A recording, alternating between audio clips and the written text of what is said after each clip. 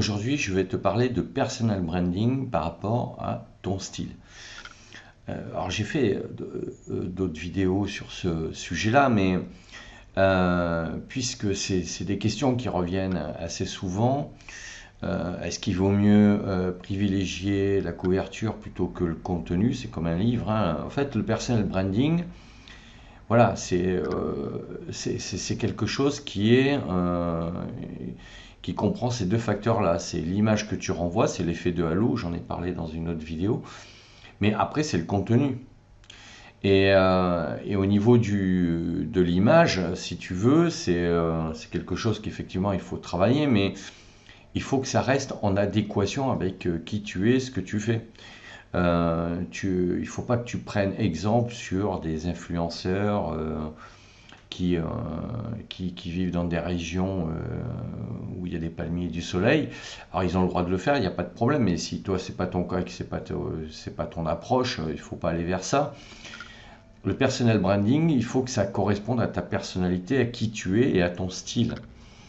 Ça ne veut pas dire que tu vas pas le faire évoluer, mais ça veut dire que si tu es quelqu'un de plutôt expansif, à ce moment-là, ben, tu fais ton personal branding en fonction de ça. Si maintenant tu es quelqu'un de plus réservé, ben, à ce moment-là, il faut que ce qui peut être une faiblesse, en fait, devienne ta force. C'est ton style, tout simplement. Et les gens viendront pour ça.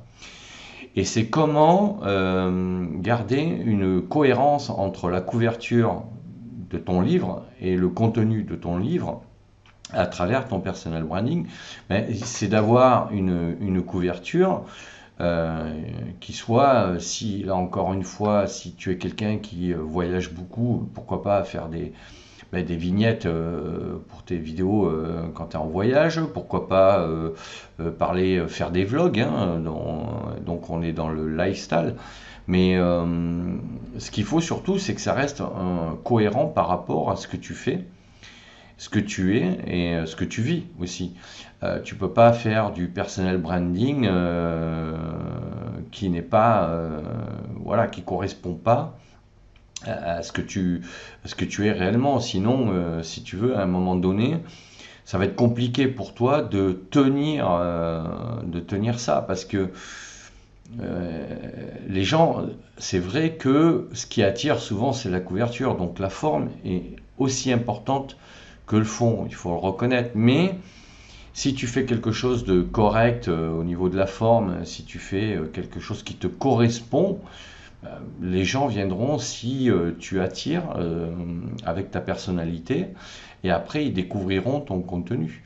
Il ne faut pas qu'il y ait trop de décalage entre ton contenu et l'image que tu donnes. Tu vois. Alors ça, c'est quelque chose qu'on ne maîtrise pas toujours, parce qu'après, toi, tu peux vouloir délivrer un message, une image, mais après, tu ne maîtrises pas la perception des gens. Si tu veux, on maîtrise ce qu'on dit, mais on ne maîtrise pas ce que les gens comprennent, en fait. Si tu veux, des fois, tu dis quelque chose simplement, mais en fait, tu t'aperçois que selon les personnes, il y en a qui vont comprendre l'inverse de ce que tu as voulu dire. Et ça, bon, alors, normalement, c'était un message qui est assez clair, il n'y a pas de raison, mais ça arrive quand même. Donc, si tu veux, ton personal branding, il faut qu'il corresponde à ton style, autant sur la forme que sur le fond. Et faut qu'il y ait une adéquation entre la forme et le fond. Voilà. Et puis après, de le faire évoluer en fonction, si tu lances une activité sur Internet, voilà, et si toi ton truc c'est par exemple de faire des interviews de blogueurs, de youtubeurs, il faut que tu le fasses. Si ton truc c'est de mettre plein de musique, de faire des super montages, d'avoir une super lumière, de faire des vidéos hyper sophistiquées, fais-le.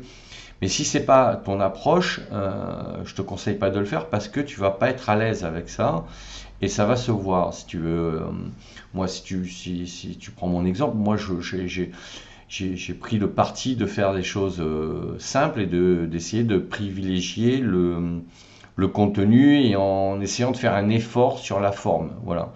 Parce que je sais que c'est malgré tout, c'est quelque chose qui est quand même important. Mais j'essaie de faire en sorte que cette forme-là ne soit pas ultra développé par rapport au contenu, quoi. Donc j'essaie de faire des choses simples et puis bon, comme tu le vois, moi je fais à peu près toujours les mêmes miniatures. Pourquoi? Mais parce que ma démarche, moi, consiste à essayer de faire en sorte que les gens lisent le sujet de la vidéo plutôt que d'essayer de faire des miniatures à chaque fois de la mort qui tue avec des super montages, etc. Ça, c'est pas mon approche en fait. Et si tu veux, c'est vrai que après, j'utilise la miniature comme un repère visuel, puisque c'est toujours pareil. Bon, j'essaie de changer de temps en temps, mais moi, l'idée, c'est de faire, voilà, surtout de miser sur le contenu, et puis après, essayer de faire un effort sur la forme. Mais toi, pour ton personal branding, voilà, il faut que tu trouves ce compromis entre ta personnalité par rapport à la forme et par rapport au fond.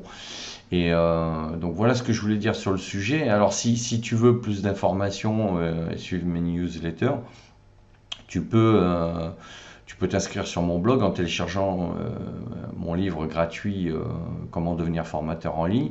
Et de cette manière, tu seras inscrit automatiquement à ma newsletter dans laquelle j'envoie des informations sur l'activité en ligne de manière générale. Alors, j'y parle de marketing, de pédagogie, parce que moi, c'est un peu mon métier, de personal branding accessoirement, et puis d'autres sujets aussi sur tout ce qui est organisation, sur un peu de développement personnel, mais par rapport à des méthodes concrètes. Et comme ça te permettra d'avoir plus d'informations. Alors n'hésite pas également à t'abonner à la chaîne, à mettre un pouce bleu vers le haut, ça fait toujours plaisir, et à cliquer sur la petite cloche pour être prévenu quand je sors une nouvelle vidéo. Et laisse-moi un commentaire aussi. Je te dis à bientôt pour d'autres sujets.